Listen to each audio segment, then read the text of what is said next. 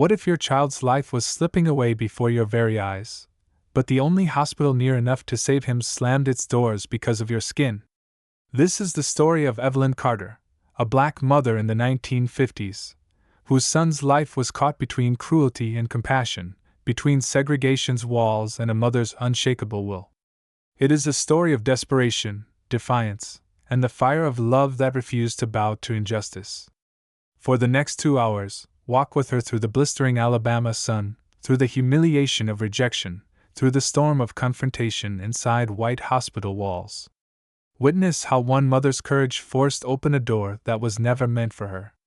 This is the Hospital Refusal. And if you believe these stories must be told, if you believe these voices must never be silenced, then join us here at Blackness Hour. Subscribe so that together we keep alive the resilience, the struggle, and the triumph of Black history. The summer of 1954 was heavy with heat, the kind that clung to skin and slowed every breath. In the small town of Greenville, Alabama, Evelyn Carter lived in a modest wooden house at the edge of the Black neighborhood. The world outside her door was divided by lines she hadn't drawn but was forced to obey, lines that told her where she could sit, which schools her children could attend, and which hospitals would open their doors. Evelyn was a mother of 3, but it was her youngest, Daniel, who carried her heart in his small, fragile hands. He was 7 years old, with curious eyes that always seemed to be searching for something just beyond the horizon. On that July morning, his laughter was absent. He lay curled in his bed, his forehead slick with sweat, his small chest rising and falling in shallow, uneven breaths. "Baby, wake up," Evelyn whispered, brushing a damp curl from his forehead. His skin burned beneath her touch. Panic stirred in her chest, though she fought to keep her voice steady. Her eldest daughter, Lillian, hovered in the doorway. "Mama, he don't look right. Should I fetch Mr. Johnson from next door?" Evelyn shook her head quickly. Mr. Johnson knew herbs and remedies, but this fever was too sharp, too sudden. This was something deeper. She wrapped Daniel in a thin blanket and lifted him into her arms. His weight was light, too light for a boy his age. Sarah, the middle child, asked in a trembling voice. "Mama, where you taking him?" Evelyn steadied her voice. "To the hospital. He needs a doctor." But even as she spoke, dread coiled in her stomach. She knew what those words meant. The nearest hospital, the one with shining floors, clean linens, and shelves of medicine, was for whites only. The colored clinic across town was little more than a shack with peeling paint, stocked with outdated supplies and tired hands. Still, a mother's instinct left no room for hesitation. She tied her headscarf tight, pressed Daniel against her chest, and stepped into the blistering sun. Each step toward the road felt heavier than the last, as though the weight she carried was not only her son but the shadow of every black mother before her who had walked this same desperate path. The July sun beat down on Greenville's dusty streets as Evelyn hurried, Daniel's limp body pressed to her chest. Each step rattled her bones, but she kept moving, whispering to him between breaths. "Hold on, baby. Mama's here. Just hold on." She passed by wooden porches where neighbors sat fanning themselves with folded newspapers. Eyes followed her, some filled with worry, others with resignation. Everyone knew what it meant to see a black mother running with a sick child in her arms. Some nodded softly, offering prayers. But no one stepped forward. They all understood the invisible walls surrounding her path. Mrs. Green, an elderly woman shelling peas on her porch, called out, "Evelyn, you taking him to St. Mary's?" Evelyn paused only long enough to nod. "They'll turn you away, child," Mrs. Green warned, shaking her head. "They always do. I got no choice." Evelyn shot back, her voice sharp with desperation. "He needs a doctor now." Her words echoed through the still air. She pressed forward, quickening her pace. The town square came into view, the center of Greenville where the divisions were as visible as the paint on the signs, white only, above gleaming storefronts, colored entrance, around the back of diners. Evelyn didn't glance at them. She couldn't afford to. Her arms ached, but she held Daniel tighter. His breath came in ragged gasps, his eyes fluttering half shut. Panic clawed at her throat, but she forced it down. She could not let him see her fear. As she reached the corner near the courthouse, a group of white men in shirt-sleeves leaned against a lamppost, their laughter breaking the stillness. One of them noticed her, his grin fading as his eyes dropped to the child in her arms. "Where you think you're going, gal?" he drawled. Evelyn didn't answer. She kept walking, her eyes fixed ahead. Another man sneered. "Ain't no place for you at St. Mary's. Best turn yourself round." Her chest tightened, but her steps did not falter. She whispered into Daniel's ear, though her words were meant for herself as much as for him. "We keep walkin', baby. We keep walkin'." The white men's laughter rose behind her, cruel and mocking, but she did not turn. The hospital's white brick facade loomed at the end of the street. With each step closer, Evelyn felt the weight of history pressing harder against her, but she refused to stop. The white brick of St. Mary's Hospital rose against the sky, bright and cold like a fortress. Its tall windows gleamed in the sunlight, reflecting a world Evelyn had been told was not hers. She gripped Daniel tighter, her breath ragged from the walk, her heart pounding with both exhaustion and fear. The polished double doors stood ahead, and for a moment she let herself hope, just a flicker, that compassion might win over rules. Inside the waiting area, white men in clean suits and women in pressed dresses glanced up as Evelyn pushed through the door. Their eyes cut into her like knives. She felt their silence as loud as any shout, their stares landing on her scarf, her dark skin, her trembling arms cradling Daniel. A nurse in a starched white uniform approached quickly, her expression stiff. She blocked Evelyn's path with an outstretched arm. "You can't be in here," the nurse said firmly, her voice flat. "My boy," Evelyn gasped, rocking Daniel gently. "He's burning up. Please, he needs a doctor." The nurse's eyes flicked to the boy, then back to Evelyn. For a brief second, something human flickered across her face, but it vanished as quickly as it came.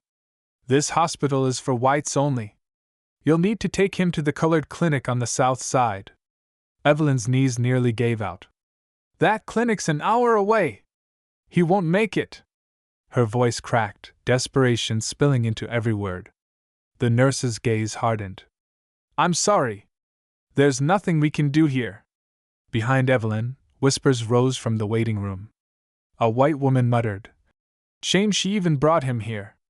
Another clutched her child's hand, as if Daniel's fever were a contagion. Evelyn's eyes burned. She shifted Daniel in her arms, his head lolling weakly against her shoulder. His lips trembled with faint words too soft to hear. Evelyn bent her head closer. "Stay with me, baby," she whispered. "Mama's not leaving you." She turned back to the nurse, her voice breaking but fierce. "If he dies 'cause you send us away, that blood is on your hands." The nurse flinched, but did not move. She stepped aside, pointing to the door. "South side. That's your place." Evelyn stood frozen for a moment, the polished floor beneath her feet slick with tears she refused to shed. Then she turned, clutching Daniel close, and stepped back into the blistering heat of the Alabama sun, her hope shattered, but her fight only beginning. The air outside St. Mary's felt heavier than when she'd entered, as though the walls of the hospital had pushed their weight onto her shoulders. Evelyn staggered down the steps, clutching Daniel so tightly she feared she might crush him. His skin was hotter now, his small body limp, breath shallow and uneven. "Hold on, baby," she whispered, pressing her cheek against his damp forehead. "Mama's not done fighting yet." The street was alive with the ordinary bustle of Greenville, cars rattling down Main, shopkeepers sweeping their stoops, white families strolling with bags of groceries. But to Evelyn, the world narrowed into a blur. Every sound, every face, every pair of eyes that lingered on her carried the weight of judgment. She turned toward the south side, the colored side of town, where the old brick clinics sat beyond the railroad tracks. It was nearly a mile and a half away. Each step was a battle against time. As she hurried past the storefront, a white man leaned against the doorframe, a cigarette hanging from his lips. He eyed her with lazy contempt. "Ain't no place for you here," he muttered. Evelyn kept her gaze fixed forward. Further along, Mrs. Johnson, an older black woman selling vegetables from a cart, caught sight of her. Her eyes widened. "Lord, Evelyn! What happened?" "They turned us away," Evelyn said breathlessly, her voice cracking. The woman's face hardened with sorrowful recognition. "St. Mary's?" Evelyn nodded. Mrs. Johnson pressed a hand to her chest, whispering, "God help you, child. Run fast. Don't stop." Evelyn did not stop. She pressed on, sweat pouring down her temples, her arms aching from Daniel's weight. Each block felt longer than the last. Her son stirred weakly, his voice barely a rasp. "Mama?" She looked down, tears streaking her cheeks. "Yes, baby? Mama's here. Why, they don't help me." His words faded into a cough. Her heart split in two. She pressed her lips to his temple. "Don't you worry about them. You just hold on. Mama will find a doctor." The railroad tracks loomed ahead, the line that cut Greenville in half, white on one side, black on the other. Crossing them was like stepping into another world. The streets narrowed, the pavement cracked, the houses leaned tiredly against one another. Here, no one stared at her with hatred, only with the weary recognition of shared struggle. But the clinic was still blocks away, and Daniel's breathing grew shallower with every step. The railroad tracks shimmered in the heat, steel lines glowing like fire under the noon sun. Evelyn paused for only a moment, shifting Daniel in her arms. He was too quiet now, his head lolling against her chest, his small hands slipping limply from the folds of her dress. Panic surged through her veins. She gritted her teeth and pushed forward, stepping across the iron boundary that split Greenville's worlds apart. On the south side, the streets told a story of neglect. Sidewalks cracked like broken promises, trash gathered in corners no city official bothered to sweep. Yet the air here felt different, not heavy with scorn, but with the quiet solidarity of survival. A man sweeping the steps of a barber shop saw Evelyn hurry past, her son in her arms. He dropped his broom, running to the edge of the sidewalk. "Miss Carter, what happened?" "They turned us away," Evelyn gasped, her voice hoarse. The barber's eyes darkened, his jaw tightening. "Damn them," he muttered before calling into his shop. "Somebody fetch Reverend Lee, tell him to meet at the clinic." Evelyn didn't slow down. She could feel Daniel's breaths against her chest, each one weaker than the last. She muttered prayers under her breath as she hurried through the neighborhood, voices rising around her, people recognizing the sight of a mother's desperation and the cruelty she had endured. Finally, the colored clinic came into view, a squat red brick building with a faded sign, its paint peeling, its windows streaked with grime. A place called a hospital, but known in truth as the county's afterthought. Evelyn stumbled up the steps and burst through the door. The waiting room was crowded with weary faces, black men and women hunched over, children crying, elders coughing into handkerchiefs. The air was stifling, thick with the smell of sweat and medicine gone stale. At the front desk sat a tired nurse, her uniform wrinkled, her eyes heavy with exhaustion. She looked up as Evelyn approached, Daniel limp in her arms. "Please," Evelyn begged, her voice trembling. "My boy, he's burning up. They wouldn't see him at St. Mary's. Please help him." The nurse rose quickly, her expression softening as she saw the boy. "Lord, bring him here." She motioned to two orderlies, who rushed forward with a stretcher. Evelyn laid Daniel down, her hands trembling as she smoothed his damp hair back. For the first time since the morning, she let herself breathe. Relief flickered in her chest, fragile and fleeting. But then she caught sight of the clinic's interior, cracked plaster walls, cabinets half empty, bottles of medicine few and far between. A single doctor moved briskly from one patient to another, sweat glistening on his brow, his face lined with fatigue. Evelyn's relief faltered. The clinic was a lifeline, but it was drowning in need. And Daniel, her Daniel, needed more than they had to give. The stretcher rattled as the orderlies carried Daniel into a small exam room. Evelyn clutched the frame as they wheeled him, her knuckles white, her eyes never leaving her boy's face. His breaths were shallow, his lips pale. The lone doctor, a thin, middle-aged man with tired eyes, hurried in behind them. His white coat was frayed at the sleeves, his movements brisk but weighed down by exhaustion. He placed a stethoscope to Daniel's chest, listening intently. "How long's he been like this?" he asked without looking up. "Since last night," Evelyn whispered, her voice trembling. "He was fine yesterday, then he started burning up, coughing, couldn't breathe." The doctor's brow furrowed. He pressed Daniel's abdomen gently, then checked his throat with a small flashlight. Finally, he stepped back, exhaling heavily. "It's pneumonia," he said grimly. "A bad case. His lungs are filling fast." Evelyn's heart dropped. "Then give him medicine. Please, doctor, do something." The doctor glanced toward the cabinets, then back at her. His face twisted with helplessness. "Ma'am, we're out of penicillin. We've been out for weeks. The county don't supply us enough. What little we had was gone 2 patients ago." Evelyn's knees weakened. She grabbed the edge of the stretcher to steady herself. "Then send someone, get more." The doctor shook his head slowly. "We've asked? They never send enough for us. You know why." His eyes met hers with quiet fury, the kind born of years of fighting battles already lost. Tears blurred Evelyn's vision. She bent low, pressing her forehead to Daniel's hand. His skin burned beneath her touch. She could hear the faint rattle in his chest with every labored breath. The doctor's voice softened. "I can give him fluids, try to keep his fever down, but without penicillin." He trailed off, the silence finishing the sentence. Evelyn rose, her face streaked with tears but her eyes blazing. "No. No, I didn't carry him all this way for you to tell me to wait for him to die. There has to be another way." The doctor hesitated, then spoke low, almost a whisper. "There's one. But it's dangerous. St. Mary's has what he needs. If you can find a doctor willing to risk everything, maybe." The words hung heavy in the air. St. Mary's. The very doors that had shut her out. Evelyn's chest heaved, torn between rage and desperation. She gripped Daniel's hand tighter. "Then I'll find one," she whispered fiercely. "I'll find someone who won't let my baby die cause of the color of his skin."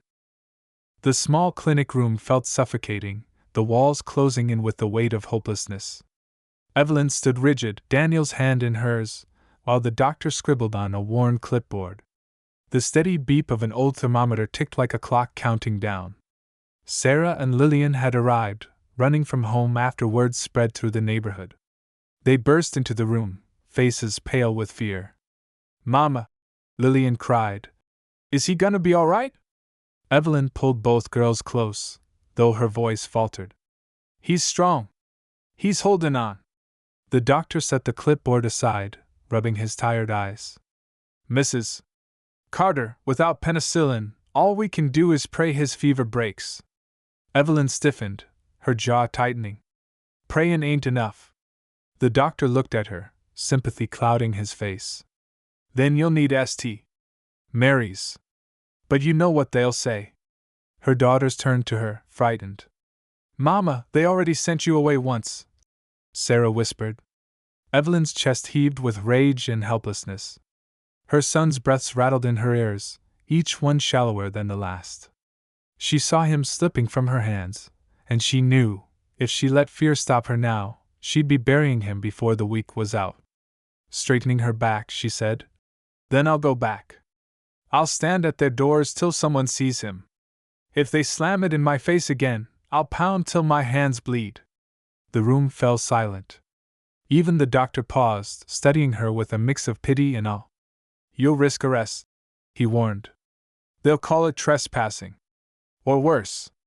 "I'll risk it," Evelyn said firmly, her voice unshakable now. "What I won't do is bury my child cause I was too scared to fight."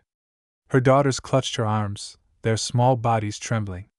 Evelyn bent low, pressing her forehead against theirs. Girls, you listen to me. If they try to take me away, you scream. You make the whole town hear.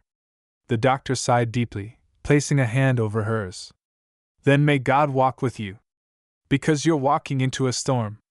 Evelyn lifted Daniel from the stretcher, his frail body sinking into her arms. She kissed his damp forehead, whispering fiercely into his ear. Mama's not giving up on you. Not now. Not ever. And with her daughters trailing behind, she stepped back out into the blinding Alabama sun, heading once more toward the hospital that had refused her, her fears swallowed by a mother's resolve. The heat of the day pressed harder now, as if the sun itself sought to test Evelyn's resolve. Sweat rolled down her temples, soaking into the fabric of her headscarf, but she walked with measured, unyielding steps. Daniel lay against her chest, his breath shallow, his body limp, every movement a painful reminder of the race against time. Her daughters walked close behind, their small hands clutching at her skirt, their faces tight with fear. The stares followed them again, curious, scornful, hostile, but Evelyn kept her gaze locked on the tall white building rising in the distance. St. Mary's Hospital loomed like a fortress of exclusion. Its spotless walls seemed to gleam brighter in contrast to the worn streets she had crossed. Evelyn mounted the steps slowly, her knees trembling but her spirit unbroken. The polished double doors opened, and once again the air of the waiting room turned heavy as her dark figure entered. White families looked up, their eyes narrowing with disdain. Murmurs rose. She's back again? Don't she know her place? The same nurse from earlier appeared, her face hardening at the sight of Evelyn. I told you already, she said, her voice cold.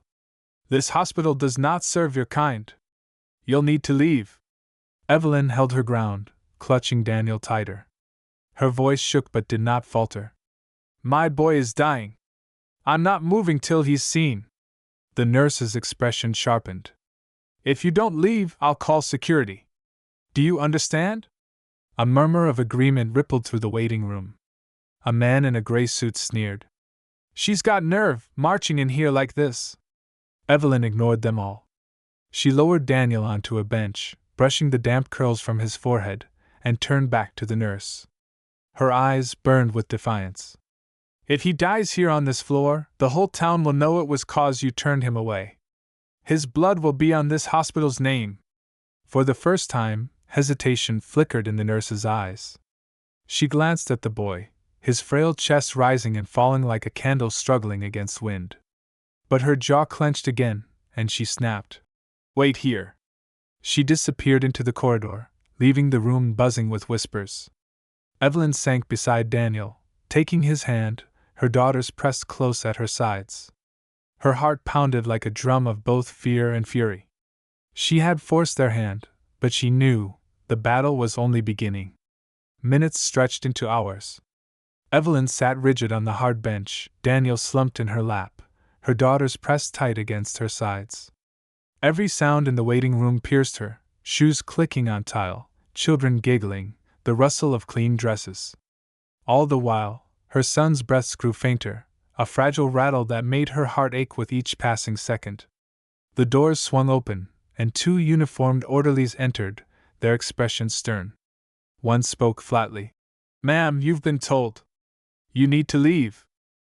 Evelyn shook her head slowly, her eyes blazing. Not till a doctor sees my boy.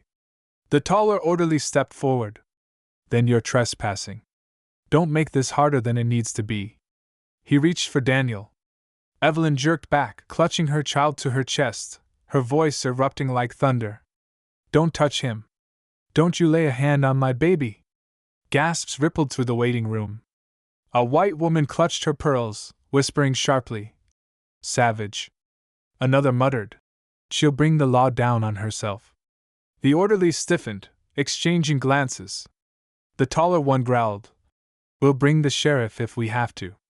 Evelyn rose to her feet, her legs shaking but her voice fierce. Then bring him. Let the whole world see a black child left to die on your doorstep. Let them see a mother dragged away for asking her son be treated like human. For a moment, the room froze. Whispers buzzed, uneasy now, less certain than before. Her words had cracked the stillness, exposing a truth even the onlookers could not easily ignore. Just then, the corridor door opened again. A man in a white coat stepped into the room, his hair graying at the temples, his face lined with years of service. He looked from Evelyn to Daniel, his eyes narrowing at the sight of the limp child. "What's going on here?" the doctor asked, his voice calm but firm. The nurse hurried to his side. "Dr. Williams, she refuses to leave. We've told her the policy." The doctor raised a hand, silencing her. His gaze fixed on Daniel, pale and still against Evelyn's chest. He stepped forward, kneeling slightly to peer closer. "How long has he been like this?" he asked quietly. Evelyn's lips trembled, her grip tightening around her son. "Since yesterday. The clinic said pneumonia? They don't have the medicine. Please, please don't let him die." Something flickered in the doctor's eyes, a conflict, a hesitation. He knew the rules. But he also knew the child before him was slipping away. He straightened slowly, his voice low but carrying the weight of decision. "Bring him back," he said at last. The nurse froze, her face blanching. "Doctor." "I said bring him back," the doctor repeated firmly. His gaze lingered on Evelyn. No child should die waiting on a rule. Evelyn's knees nearly gave way with relief. Tears blurred her vision as she clutched Daniel tighter. For the first time that day, hope stirred like a spark in the ashes. The hallways of St. Mary's felt colder than the July air outside, sterile and bright under harsh white lights. Evelyn followed close behind the doctor, Daniel cradled in her arms, her daughters trailing nervously at her heels. Every step echoed like a trespass. She could feel eyes on her from nurses and attendants, their faces hard with disapproval, whispers chasing her down the corridor. Dr. Williams walked briskly, his jaw tight, his white coat brushing against his knees with each step. He pushed open the door to a small examination room and motioned for her to lay Daniel on the bed.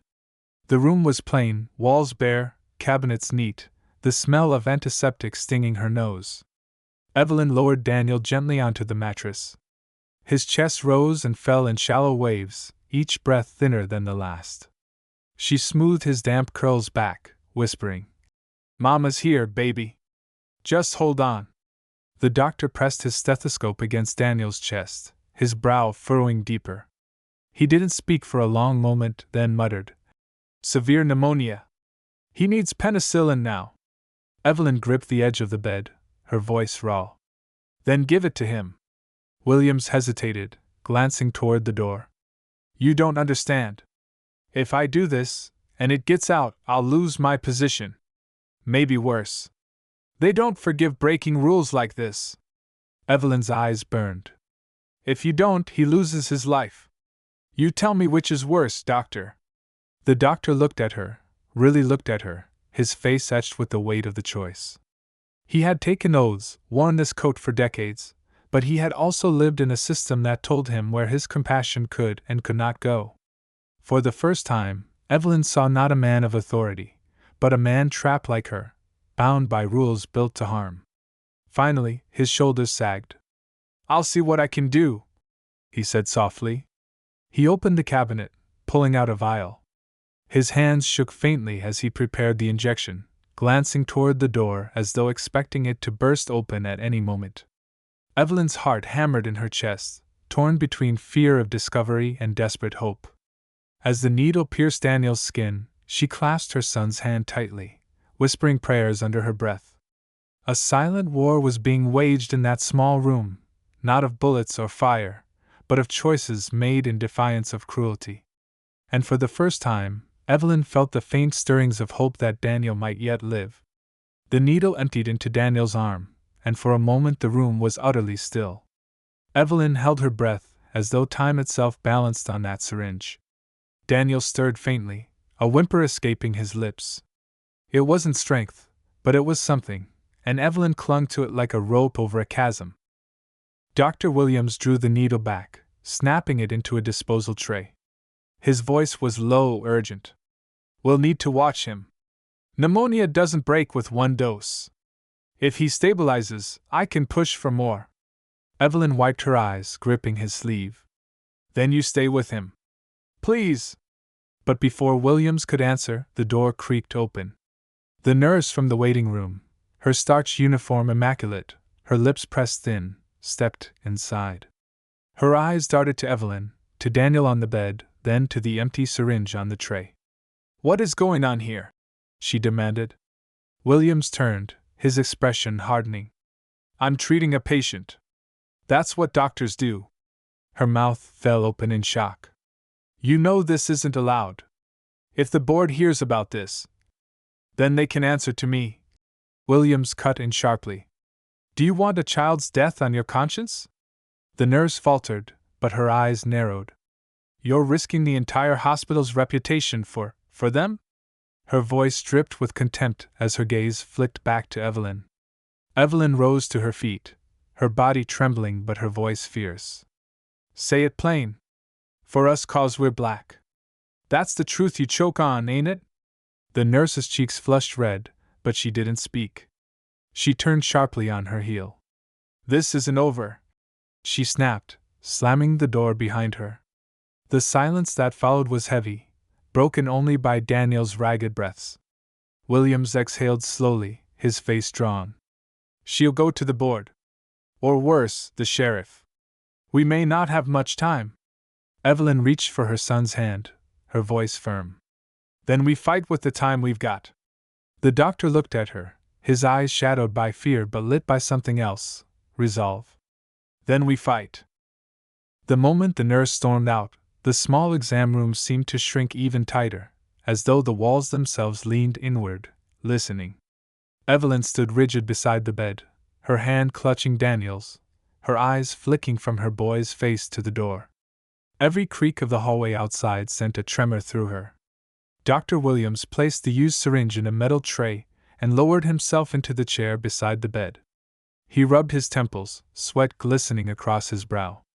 For the first time, Evelyn noticed a faint tremor in his hands. This wasn't a man unused to pressure. This was a man fighting a war with his conscience, one he knew could cost him everything. Daniel shifted slightly, a weak cough rattling his chest. Evelyn bent low, brushing his damp curls back, whispering, Stay with me, baby. Just stay with Mama. The doctor checked Daniel's chest with his stethoscope again, his expression tense. The medicine is in him, but it'll take time. His lungs are still heavy. We'll need another dose, maybe more. Evelyn's heart lifted with the faintest spark of hope, but fear crushed it almost immediately.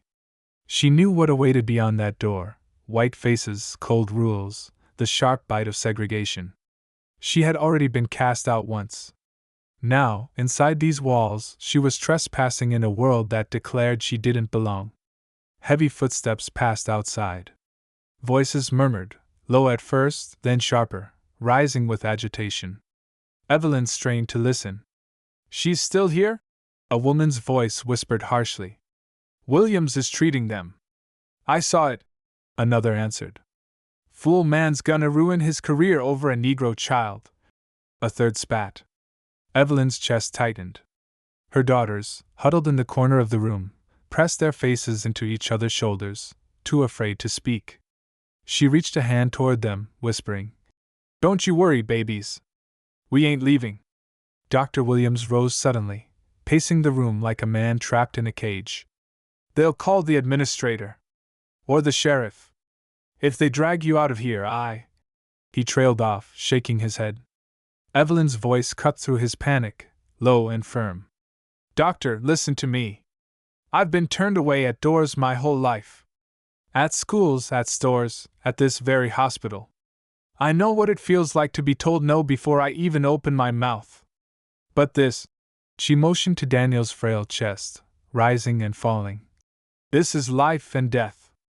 If you stop now, if you let their rules chain you, then you're no different from them. Williams froze, staring at her. For the first time, the quiet strength in Evelyn's voice seemed to steady him. He nodded slowly, exhaling. You're right. Then we push forward. But even as he said it, the doorknob rattled, and voices swelled in the hallway. The storm Evelyn had felt gathering was now at the door, ready to break. The doorknob twisted once, then again, harder this time. Finally, the door swung open, and the narrow room filled with the figures Evelyn had dreaded. The nurse from earlier stepped in first, her lips pursed into a thin line of disapproval. Behind her came two men in white coats, administrators, their starched collars stiff, their expressions colder than ice. Dr. Williams stood taller, moving instinctively to shield the bed. But Evelyn could feel his tension, the weight of years of hierarchy pressing against his back. Dr. Williams, the taller administrator began, his tone dripping with superiority. We've been told you're treating outsiders. His gaze flicked to Evelyn, then to Daniel on the bed. His jaw tightened. This hospital has policies. You know them. Williams held his ground. This child is gravely ill. Pneumonia. If we do nothing, he will die. The shorter administrator snorted, as if the boy's life were an inconvenience. That is not the hospital's concern. The county provides facilities for their kind. If the mother made a mistake, it is not ours to correct. Evelyn's hands curled into fists at her side. She rose from the chair, her voice low at first, trembling but filled with fire. A mistake? You call my boy's life a mistake? She stepped forward, her eyes burning into the man's. I carried him through the sun, watched him burn with fever, begged at your doors, and you call him a mistake. The taller man lifted a hand as if to swat her words away. Mrs. Carter, you are trespassing. You've been warned once. If you remain, we will have no choice but to summon the sheriff. Her daughters whimpered in the corner, clutching each other's hands. The word sheriff hung in the air like a blade, sharp and deadly. Everyone in Greenville knew what it meant when the sheriff was called on a black family. But Evelyn did not step back. Instead, she took Daniel's frail hand in hers and raised it for them to see. Look at him, she demanded. Look at his chest rising like it can't lift no more. Look at the sweat on his brow, the fire in his body. And tell me to my face that his life ain't worth the same as theirs. She nodded toward the white families waiting in the lobby beyond. Go on, say it plain if that's what you believe. The room crackled with silence. The administrators looked away, unwilling to voice aloud the truth Evelyn had forced into the open. Their silence was an admission, louder than words. Dr. Williams turned to them, his voice harder than Evelyn had ever heard. If this child dies because of your policy, it won't just be his mother you'll answer to. It will be the papers, the church, the whole community. I will not stay silent. The taller administrator's face flushed red. He leaned forward, hissing, You're sealing your own fate, Williams. But the doctor did not flinch. Then so be it. Evelyn's chest rose with pride and fear at once. For the first time, she wasn't standing alone.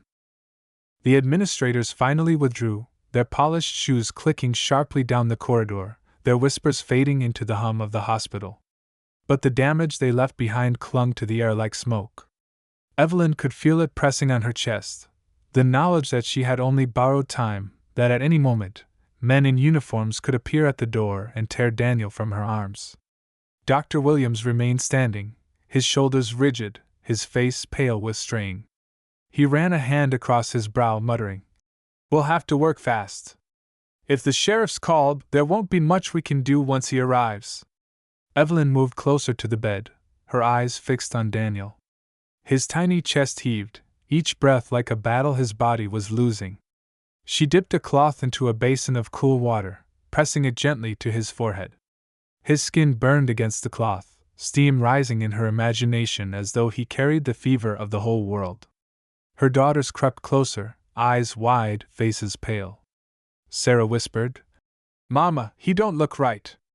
Evelyn swallowed the lump in her throat, forcing her voice steady. He's still here, baby. We just gotta hold on to him. Williams checked Daniel again, his stethoscope pressed against the boy's chest. His face tightened. His breathing is worse. If we can't keep his lungs clear. He trailed off, but the unfinished words struck Evelyn like a hammer. Her voice cracked. Then give him more medicine. Whatever it takes. Williams hesitated, his hands trembling faintly as he reached for another vial. This isn't safe without monitoring. But at this stage, it's all we've got. He filled the syringe slowly, the liquid inside glinting in the light. Evelyn held Daniel's hand tight, whispering in his ear, "Stay with me, baby. Just a little longer." As the second injection slid beneath Daniel's skin, Evelyn shut her eyes and prayed, not the soft prayers she whispered at night, but fierce, pleading prayers torn from the depths of her soul. She prayed against the clock, against cruelty, against the weight of a world that had stacked itself against her boy before he'd even drawn his first breath. When she opened her eyes again, Daniel stirred faintly. His lips parted, a soft sound escaping, fragile but real. It was not strength yet, but it was not silence. Evelyn clung to that small sound like a mother clutching rope at the edge of a cliff. But outside the door, heavy boots thundered down the hallway. Voices rose, rough and commanding. The sheriff had come. The exam room door swung open so hard it slammed against the wall. Sheriff Dalton filled the doorway, broad-shouldered in his khaki uniform, his badge gleaming beneath the harsh light. His hat cast a shadow across his face, but his eyes burned with hostility. 2 deputies flanked him, their hands resting on holstered pistols.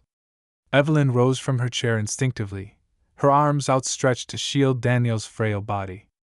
Her daughters clung to her skirt, their small frames trembling like leaves in a storm. "What in God's name is going on here?" Dalton's voice cracked through the room like a whip. He jabbed a finger toward Evelyn. "You again. You were told to leave." Dr. Williams stepped forward quickly, his voice steady but strained. "Sheriff, this child is gravely ill. Pneumonia. If we don't treat him, he'll die." Dalton's lip curled. "That ain't my problem. This is a white hospital. Y'all got your place across the tracks. Take her and that boy back there." Evelyn's chest heaved, her voice breaking with fury. "He won't survive the ride. You throw us out now, you're signing his death warrant." The sheriff's cold eyes narrowed. "Then maybe that's just the way of things." For a moment, the room went silent. Even the deputies shifted uneasily, the weight of Dalton's words settling like ash. Evelyn felt her blood boil, her grief and rage colliding into something larger, something immovable. She stepped forward, her voice rising with a force that shook even her own bones. "No. Not this time. Not my child." She jabbed a finger toward the sheriff, her whole body trembling. "You've burned our homes, you've chained our hands, you've told us where we could sit, eat, live. But you will not stand there and tell me my baby's breath don't matter. You will not!" The sheriff sneered, but for the first time, hesitation flickered in his eyes. Behind him, one deputy cleared his throat, his gaze dropping to the floor. The silence of the hallway pressed in, nurses, orderlies, even white patients listening, all witnesses now to Evelyn's defiance. Dr. Williams stepped to Evelyn's side, his shoulders squared. "If you remove this child, Sheriff, I'll testify to it. And the county will have to answer for letting a boy die because of the color of his skin." Dalton's fist clenched, his face darkening. He looked from Evelyn to Williams, then to the small, gasping child on the bed. His jaw worked, but no words came. At last, he spat on the floor and turned sharply toward the hall. "You'll regret this," he snarled. Then he stormed out, his boots striking like thunder down the corridor. The deputies followed reluctantly, their silence louder than any protest. Evelyn's knees buckled with relief, and she sank beside Daniel, clutching his small hand. Tears streaked her face, but her voice was steady as she whispered, "Mama's still here, baby. Mama's still fightin'." Dr. Williams exhaled, his hands trembling. "We don't have much time. But he's still breathing. That means there's still hope." And for the first time, Evelyn dared to believe it. Night had fallen by the time the sheriff's boots faded from the hallway, but inside the small exam room the battle raged on. A single lamp cast a pale circle of light over Daniel's bed, his frail body dwarfed by the mattress. His breaths were shallow still, each one sounding like it scraped his chest raw. Evelyn sat beside him, her hand never leaving his, her lips whispering prayers until they blurred into a chant. Her daughters dozed in the corner, curled together like sparrows, their faces drawn with fear even in sleep. The quiet hum of the hospital outside was punctuated by the occasional hurried footsteps of nurses, the distant ringing of a telephone, the muffled cough of another patient. But in Evelyn's world, there was only Daniel, her boy, slipping further with each hour. Dr. Williams entered quietly, carrying another vial. His face was drawn, exhaustion lining his eyes, but his hands were steady now.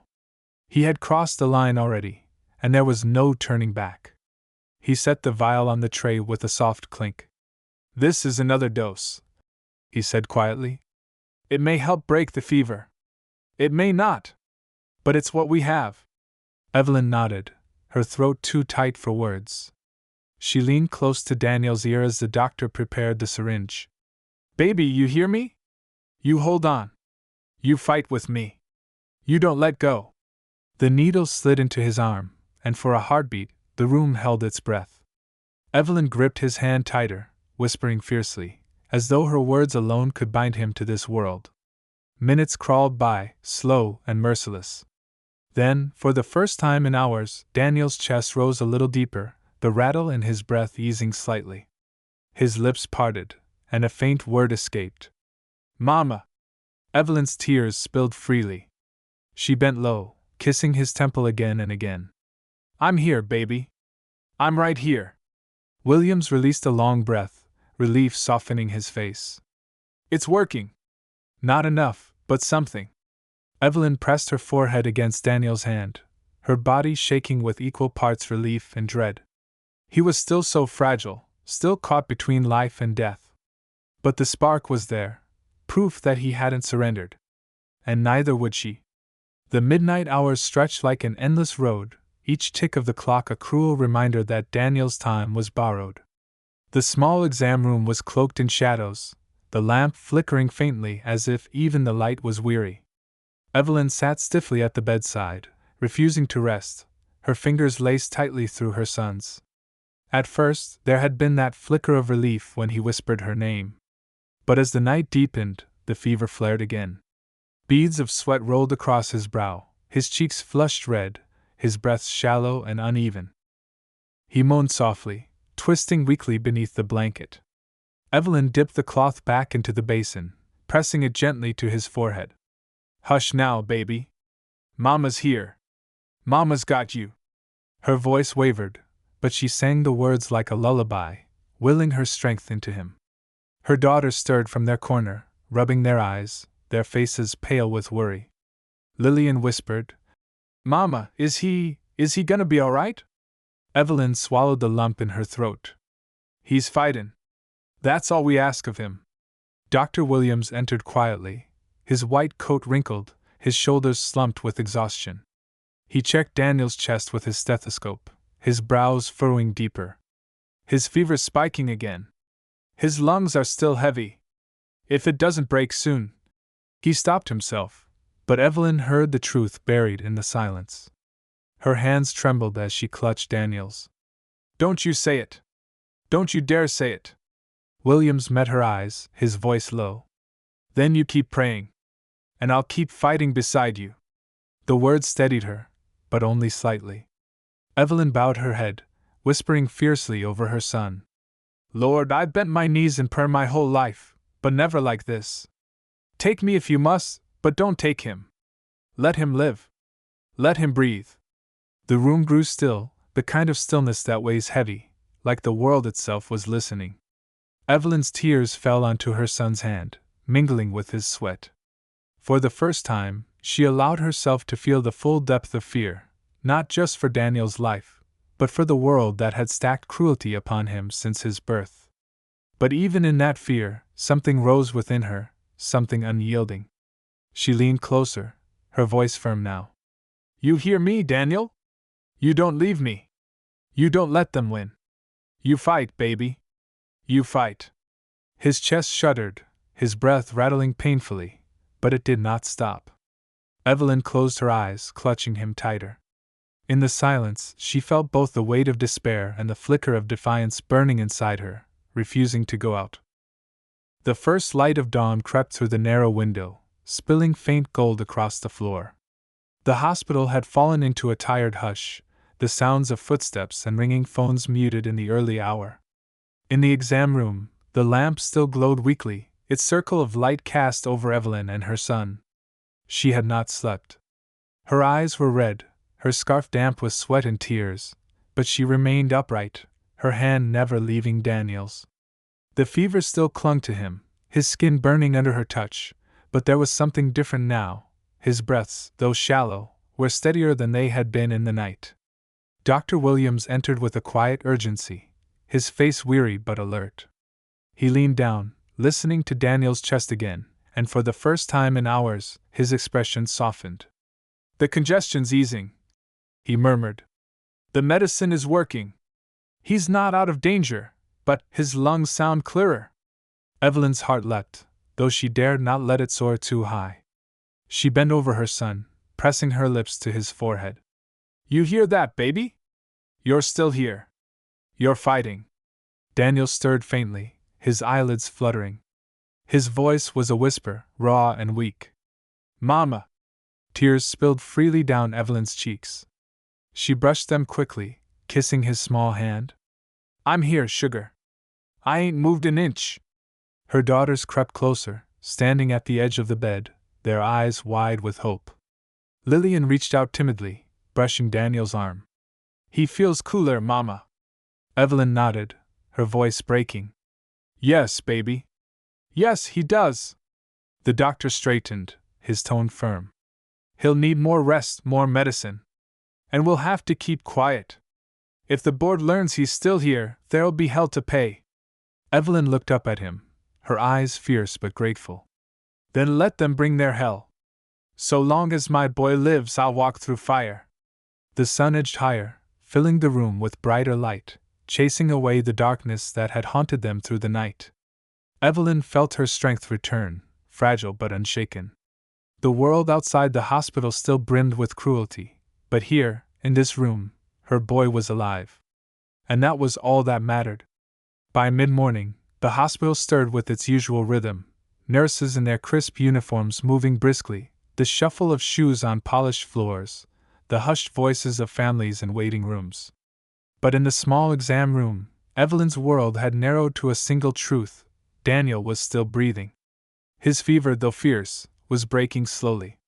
His cheeks held a hint of color, and the rattle in his chest had softened into quieter sighs. Evelyn sat upright, her daughters at her side, her eyes swollen from tears yet sharpened by something unbreakable. When the door opened and the administrators returned, flanked by the same nurse who had tried to push her out, she no longer trembled. She met their stares head-on. The taller man's tone was sharp, his words clipped. "Mrs.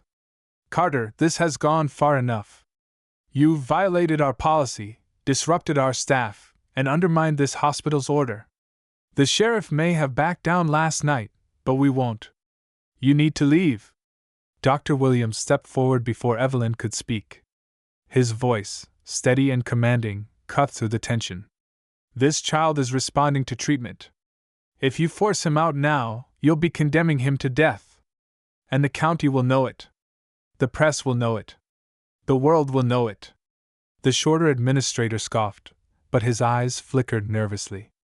"No paper will care about some Negro child." Evelyn rose slowly, Daniel's small hand still in hers. She turned toward them, her voice carrying a quiet fire that silenced even their sneers. "Then you underestimate a mother's voice," she said.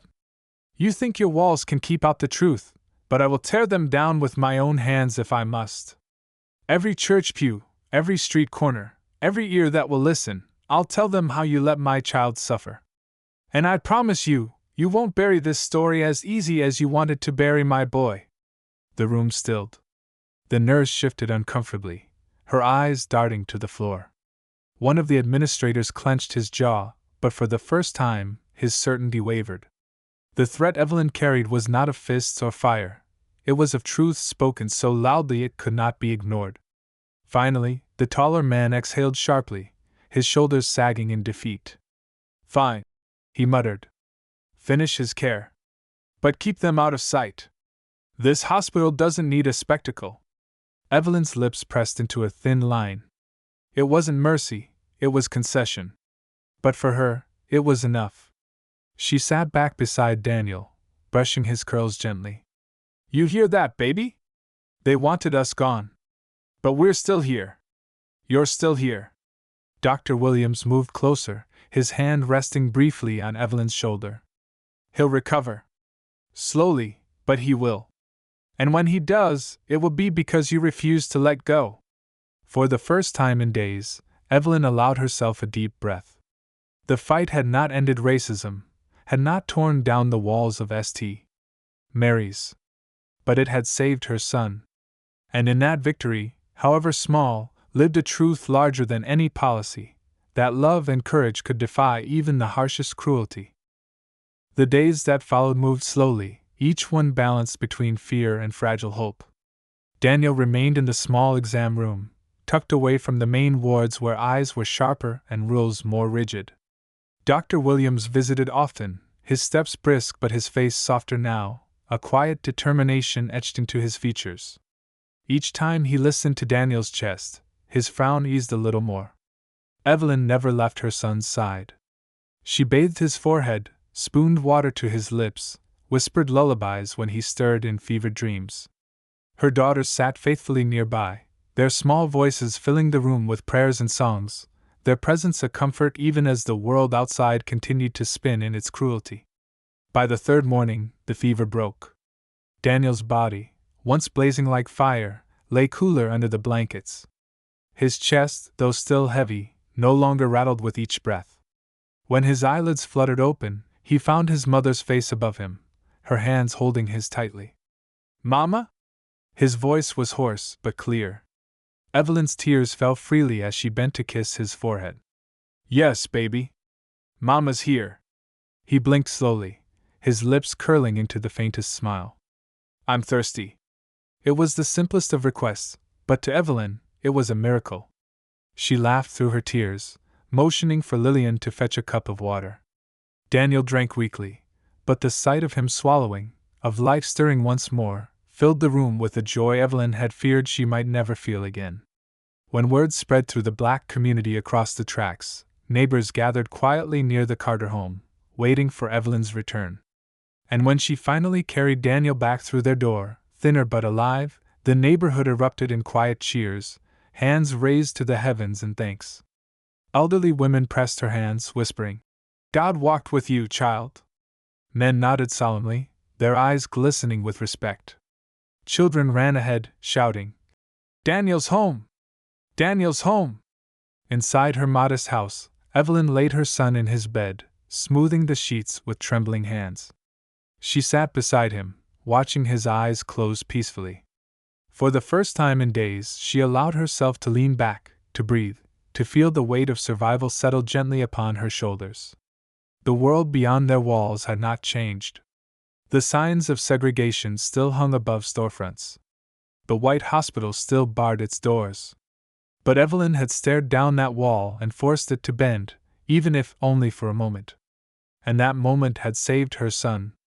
The nights grew quieter in the Carter home, no longer haunted by the sound of Daniel's labored breaths. He slept soundly now, his small frame rising and falling in steady rhythm. The fever's fire finally burned away. Evelyn watched him often, her heart swelling each time she heard that simple miracle of air filling his lungs. Neighbors continued to stop by, bringing food, prayers, and quiet words of admiration. Some called her brave. Others called her stubborn. But every one of them knew she had done what many feared to try. She had refused to bow to rules that sought to decide who lived and who died. One evening, Reverend Lee came by, his Bible in hand, his eyes shining with pride. He sat at Evelyn's kitchen table, the light of a single lamp casting long shadows. Sister Carter, he said gently, your fight at that hospital wasn't just for Daniel. It was for every black child in this town. For every mother who's been told her baby's life don't count the same. You showed them otherwise. Evelyn lowered her eyes, her hands folded tightly in her lap. I didn't feel brave, she admitted softly. I just felt desperate. I couldn't let him slip away. The Reverend smiled. That desperation, that's where courage is born. God put fire in you, And you carried it straight into the lion's den. Her daughters listened quietly from the corner, their young faces lit with awe. They would remember these words, just as they had watched their mother stand unshaken before men in uniforms, before cold hospital walls. This story was now etched into their blood, the lesson that sometimes survival meant defiance. Later that night, Evelyn stepped onto her porch. The air was cooler now, the summer breeze carrying the faint scent of magnolia blossoms. She looked up at the sky, the stars scattered bright above. Her heart was tired, her body weary, but inside her was a strength she had never named before. She thought of the nurse's sneer, the administrator's threats, the sheriff's boots pounding like thunder. She thought of how close death had come to her child, how thin the line had been between despair and hope. And then she thought of Daniel, breathing, alive, safe. Her lips curved into a faint smile. "We're still here," she whispered into the night. "They tried to turn us away, but we're still here." The world had not changed overnight. Racism still carved its lines into the town, into the laws, into the very walls of the hospital. But Evelyn's fight had carved something too, a scar in those walls, a reminder that rules could be broken, that voices could rise, that black lives could not be silenced without resistance. And though she was just one mother in one small town, her defiance lit a flame that others would carry, a flame that would burn against injustice for generations to come. Evelyn Carter's fight did not end segregation. It did not erase the cruel lines drawn across her town. But it saved her son. And in that victory, she left behind a truth larger than her own struggle, that love, unshaken, can break through the coldest walls of hate. Her story is not just about one child or one mother, it is about every family who has been told their lives matter less, every voice that has been silenced, every door that has been closed. Evelyn's defiance reminds us that no matter how heavy the chains, no matter how high the walls, there is always a fire strong enough to push through. This was the Hospital Refusal. You've been watching Blackness Hour. If Evelyn's story moved you, share it. Subscribe so that we may continue to honor these stories of struggle, resilience, and triumph. For every name forgotten, for every fight erased, we will speak them again, together.